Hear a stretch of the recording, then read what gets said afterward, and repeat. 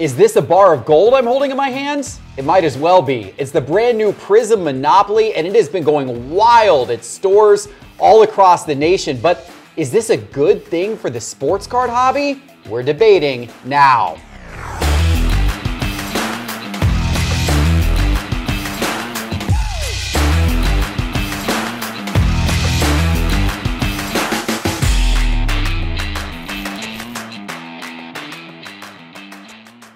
Hello, sports card investors, and welcome to another Cards on the Table. And this is going to be a fun one today because I think we are about to clash over the brand new Prizm Monopoly and a lot of other topics we're going to talk about today. You ready for this one, Teapot? I'm ready. I'm back from vacation. I'm charged up. Let's do this. It's nice to have you back on the show. Thank you. Yeah, you know, Ben was an okay fill-in, but he does a good job. It's nice to have the original back. He likes to talk smack, but not for the man who never takes a vacation, just works all the time, works tremendously hard. I didn't know we got vacation days. What's that about? You don't. We appreciate you, Doug. We also appreciate Panini for sending us the new Prizm Monopoly, and we're gonna jump right in and talk about this today because, guys, it feels like 2021 again. Target stores are putting up signs where they're limiting customers' purchases. You could only buy one of these boxes of Prizm Monopoly, whether it's the game or the booster box. You can only get one because people are buying them off store shelves, they're hoarding them, they're selling them on the secondary market, and I think there's just a lot of people that are excited about the release and want to play the game. But what do we think about this, Doug? Is this a sign of things to come with these types of partnerships? Is it a good thing or a bad thing? Are you into this or are you not? What are your thoughts? I mean, personally, I'm not into this. I don't, it's not unusual for Monopoly to have all of these different collaborations, and they usually pull that off pretty well with the board game. But on the trading card side, this just doesn't make any sense to me. There's no synergy between, sports trading cards and a board game. And I see it in these parallels in these cards.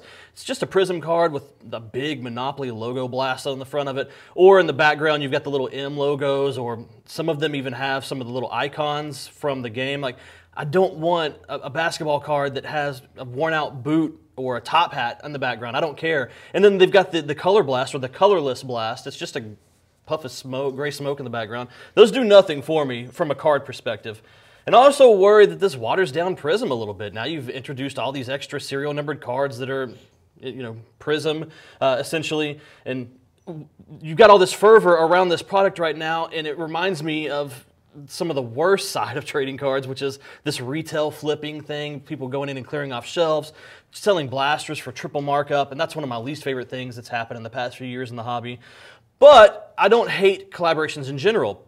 Panini's done some decent ones, like what they did with the starting lineup figures. Those were pretty cool collaborations. They've done like the Reebok collaboration as well. Some of those, when it's sports adjacent or it's within the same stratosphere, those work. But in general, this one just doesn't do it for me. Bah humbug over here. Bah humbug. I disagree. You know what? I tell you what, Mr. Monopoly's upset with you, Doug. Mr. Monopoly, look at that beautiful Mr. Monopoly rookie card there. This thing. I'd steal that ball right from his hands. I think you're off on this one, Doug. First of all, I will say that one of the first board games I ever got excited about was Classic Baseball. Those of you out there in your 40s, you might remember late 80s, early 90s. Classic cards actually started as a board game that you got to play with baseball cards. That iconic green bordered, yellow bordered classic Bo Jackson card came from one of those board games. That was a big chase card back when I was collecting as a kid. I think it's a fun concept. Are you with Doug or are you with me? Well, I got a chance to hear a little bit about this at the Mint Collective, right? I have like mixed emotions about this, mixed thoughts. I'm not super passionate about it either way. Some things that I like. I think this gives more exposure to the hobby, potentially, to people who may not already be in the hobby. We talk about Fanatics' desire to grow the hobby and to expand. People who like board games, assuming this were actually on the shelves, which it's not, it's flying off, might go, oh, what is this? Oh, basketball cards, playing a game with it. And I like that as a creative, like you just said. I like that you can actually play with it. It's a little strange because the more rare the cards are, the more powerful they are. But if it's a rare card, people are going to get it graded. They're not going to play with it, right? So that's kind of a bit of a quandary. In Pokemon, they don't have these super rare ones with power-ups. They just have the ones that you can play the game with anonymously and whatnot. I like that the cards at least say Monopoly on them so that it's very clear it's the Monopoly card and that it doesn't just look identical to the Prizm set. What I can't speak to, the gameplay, it's obviously very different from Monopoly. We were talking about that. I missed that session at the Mint. One thing I don't like, I don't know, the parallels are a little bit kitschy to me. They don't actually look very cool in my opinion. And then a couple things that I'm really not sure what to think on. They put a hard cap on print runs. So if you can't find it, you can't find it. You can't play the game. So the goal of giving exposure and bringing this into the game playing space is limited. They also only released it through Target. So hobby shop dealers with game shops and things, they're not getting access to this. One of the attendees at the show, as we heard, was pretty riled up about that and frustrated. They did say they have plans for subsequent releases. So it's kind of like a mixed bag to me that it's like, we're not going to print a ton of these to the moon. So that's good for the card collector, hoarder perspective from an investment perspective. It's not as good for people who actually just want to play the game, which is what this is. It's fun. You guys didn't even mention kids. Like my kids are excited about that. Yeah. I think it's a great thing. I think, as you said, it helps expose the hobby to new collectors. It helps get more kids involved. Frankly, I hope we see a lot more of this in the future. I generally like it. Yeah. Yeah. All right. Bah humbug to this guy over here. I want to talk some NBA playoffs and the effects on card prices, but first of all, speaking of NBA, Pristine Auction has a ridiculously cool 1996 SPX Michael Jordan gold on-card auto in their auction this week. I think it ends this weekend. Yes.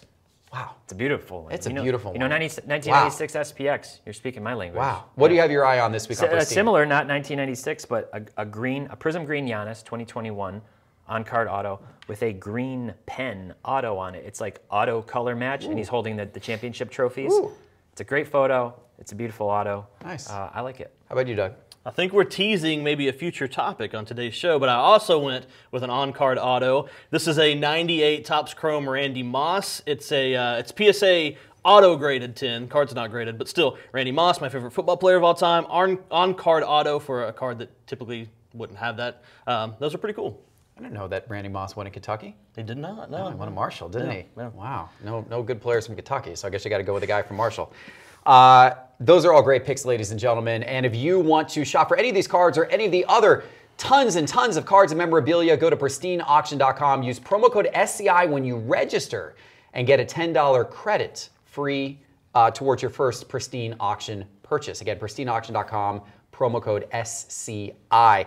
Okay, let's talk about the NBA playoffs. We're still early in the playoffs here. We're still early in the opening rounds, yet there's already a lot of drama. We got injuries. We got upsets. We got big things happening. And then you also, of course, have overreacting that's taking place in the sports card market. You can't find a card of De'Aaron Fox if your life depends on it right now, because they're talking about flying off the shelves. I mean, people are going nuts for some of the cards of guys who are hot in the playoffs right now. T-Pop, make sense of this for us. What's your perspective so far on the playoffs, on card prices? What are you looking at? Yeah, so what we did, a little episode, and watch it if you haven't had a chance, something a little bit different. I think it was fun. It was kind of a fantasy draft. Parker and I, my data director, we went back and forth, and we took the Prizm Silvers, and we just picked sort of drafted a fantasy team. Doug, I'm sure, loved my team. It ended up being more than half Kentucky players. So is the NBA, though. So is the NBA. And we went back and forth and kind of looked at this. And I thought the timing was good because you have players who literally aren't playing anymore this season. Some more soon won't be playing, and others are going to push toward championships. And so it was just a good chance to sort of reflect on all of this young talent. The NBA is very loaded with a lot of really good players. And we took time, going back and forth. I'll tell you one thing that stood out to me. What we did was we looked at the Prizm Silver prices of each of these players as we drafted them. Talent and performance just does not always correspond to price. We know that, but it was totally reinforced. And I'll give you a perfect example. Ben Simmons, PSA 10 Prizm Silver, goes for $103. Pascal Siakam is at $88. Bam Adebayo is at $61. And Domantas Sabonis, who's much, much better than Ben Simmons, is at $100. These three guys are far better. They're in the playoffs. Well, I guess Siakam's out. But they're in the playoffs, and you know who's not is Ben Simmons. He's not playing. He doesn't do anything. So that was just really interesting to kind of go through this and think about drafting the team. It kind of makes you think about where there might be buying opportunities. And now you look at the playoffs, some of these guys are already getting injured. That's obviously really scary. Yeah, interesting stuff. What do you have your eye on, Doug? What are you thinking about here with what's gone on so far? Well, you mentioned De'Aaron Fox and his cards being hard to get right now, but if you were to rewind episodes of Cards on the Table and go back to when we talked about Culture Collision in January, I said that was my #1 buy for Culture Collision. So just throwing that out there. Hopefully you guys made a lot of money. If you're looking at Optic and Prizm, De'Aaron Fox cards, they're up between 60% up to 200% between his base and silvers right now. Do you need help patting your own back, or no, you just you have that covered? No, just Venmo me a portion of your profits. It's not really. It's not a big deal. It's not really a big deal. The biggest surprise for me, and it kind of goes along with what Teapot was saying, it's not necessarily about performance or anything like that. If we already expected it, right? So guys that we expected to play well, like a Jason Tatum, for instance, not seeing a lot of movement at the moment, even though he's been amazing early on in these playoffs, because we expect Jason Tatum to be excellent.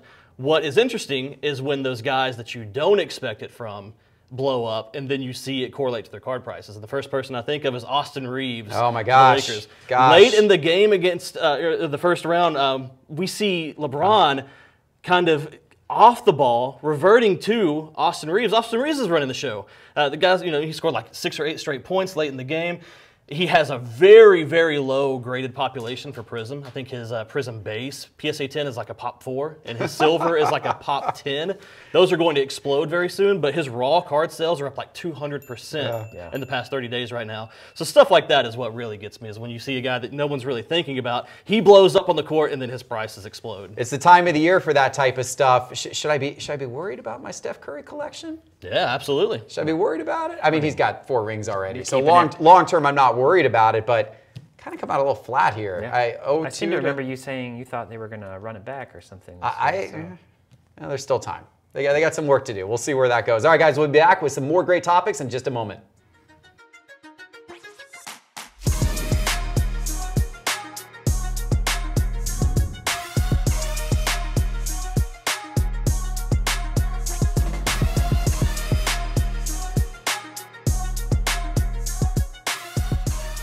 Go to slabstrong.com and use promo code SCI right now. You're going to get 10% off your purchase of those protective slab bumpers.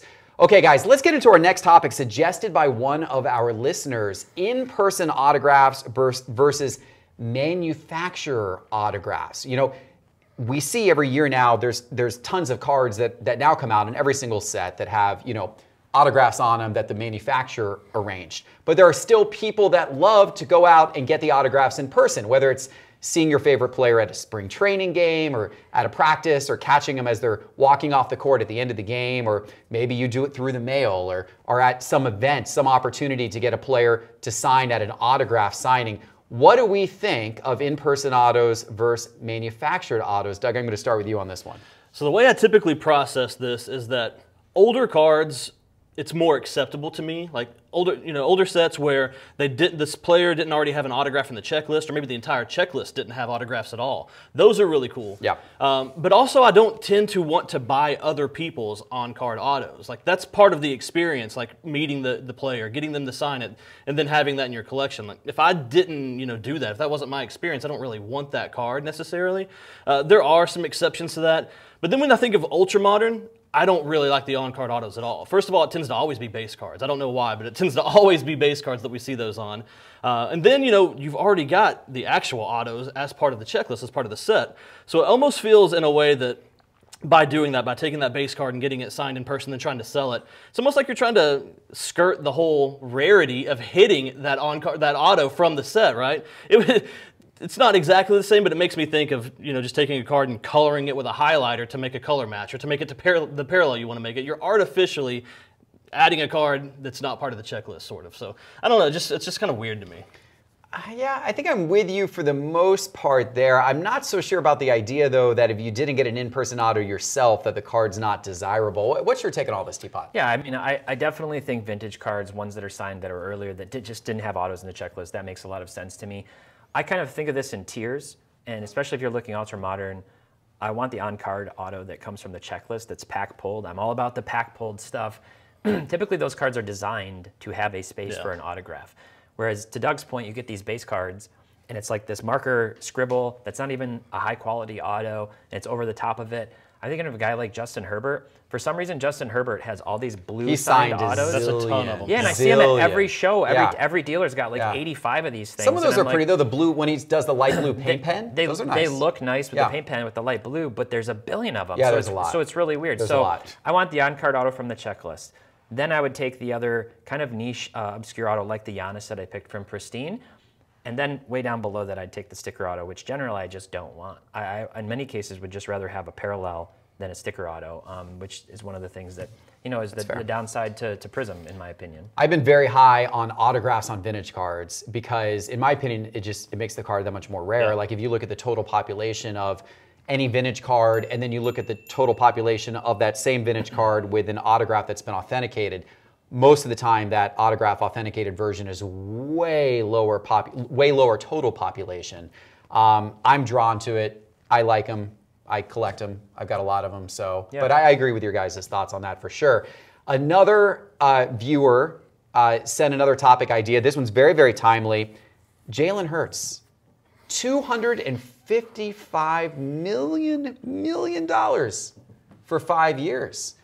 Are we bullish on this? But more importantly, does this make us more bullish on Jalen Hurts' prices? Do we see them spiking with this big contract now happening? Teapot, what do you think? I think Jalen Hurts, and you and I talked about this after the Super Bowl, is going to have a ton of hype around him going into next year. The Eagles look like they're in a really favorable position in the NFC. He's just going to be in a great spot overall. I don't know if signing the contract does anything for him. So what I did was I pulled up like the top young quarterbacks in the NFL on our price movements to see how much have their prices gone up in the last 60 days. Daniel Jones is up 11.1%. He signed that big, in my opinion, ridiculous contract that he should not have gotten, in my opinion.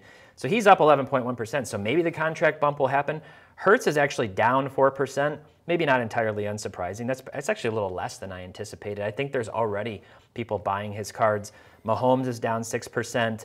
Kyler's down 12%. One thing that really stood out to me in this whole process, and I know it's not related to Jalen specifically, Justin Fields is trending up strong, right? Whereas there's a contract uncertainty with Lamar Jackson. Where's he going to play? Is there a holdout? What's going on? But their optic hollows in a PSA 10, Justin Fields is more, $310 versus $250 than Lamar Jackson. What the hell has Justin Fields done other than run around a lot? He hasn't done anything. Lamar has run around a lot and won an MVP and thrown successfully and gotten better. I don't understand this. Don't get me started on Brock Purdy. Some of these things just don't make sense. This is the Hurts psychology is a good buy. of the market, though. 100%. Fields has 100%. got this open, he's got nothing. All the Lions are going to trounce the him. Bears for the next 5 years. This is madness. I don't know. What do you think here, Doug?